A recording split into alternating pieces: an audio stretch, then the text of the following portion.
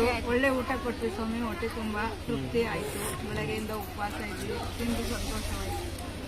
ಊಟ ಕೊಟ್ಟಿದ್ದು ನಾನು ಒಬ್ಬಳೇ ಅಲ್ಲ ಕಣಕ. ಎಲ್ಲರೂ ಪ್ರತಿಯೊಬ್ಬ ಭಕ್ತರು ಪರಿಶ್ರಮ ಇದೆ. ಎಲ್ಲರೂ ಸೇರ್ಲಿ ನಿಮ್ಮ ಪ್ರೀತಿ.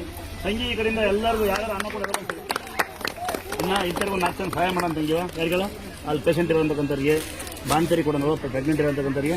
ತಂಗಿವಾ ಅಷ್ಟೇ ತಂಗಿ.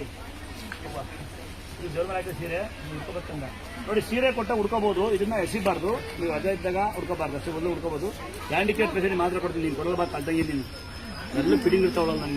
ಫೇಸ್ಬುಕ್ ನೋಡ್ತಾ ಇದ್ದೆ, ಇವತ್ತು ಲೈವ್ ಆಗಿ ನೋಡಿ ನಿಮ್ ಮಾತು ಕೇಳ್ಕೊಂಡಲ್ಲ, ಅದಕ್ಕೆ ಶಾಕ್ ಆಗಿ ನಿಂತಿದ್ದೆ. ಚೆನ್ನಾಗಿ ಬೈತೀನಾ?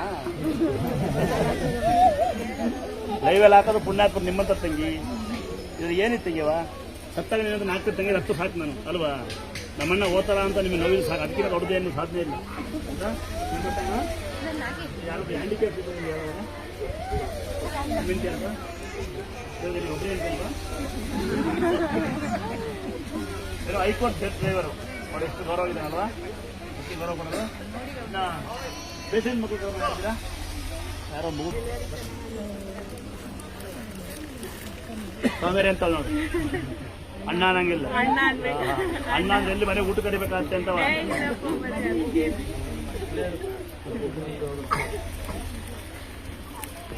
ಟೊಮೆಟೊ ನಾನು ತೆಗೆದು ಇನ್ನಂಗೆ ಅವಳು ಅಕ್ಕಿ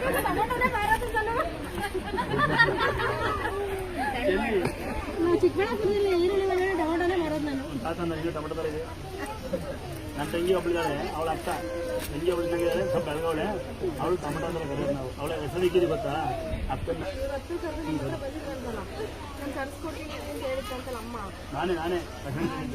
ನಾನೇ ಹೋಗಿದ್ದು.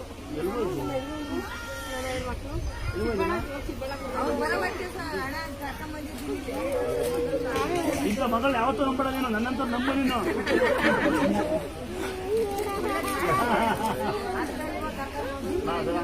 ಗಂಡು ಮಕ್ಳು ಇಲ್ವಾ?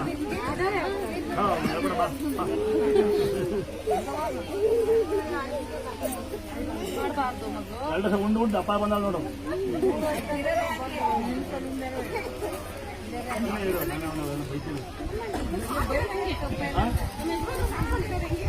ಇಲ್ಲ ಅದಕ್ಕೆ ಅವನು ಸಣ್ಣನೇ.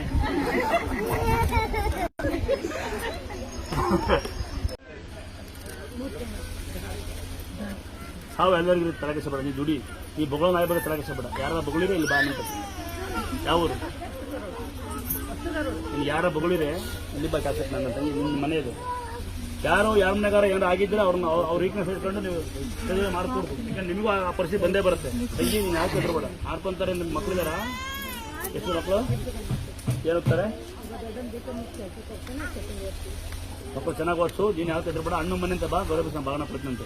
ಯಾರ ಬಗ್ಗೆ ಆಡ್ಕೆ ಬೇಡಿ.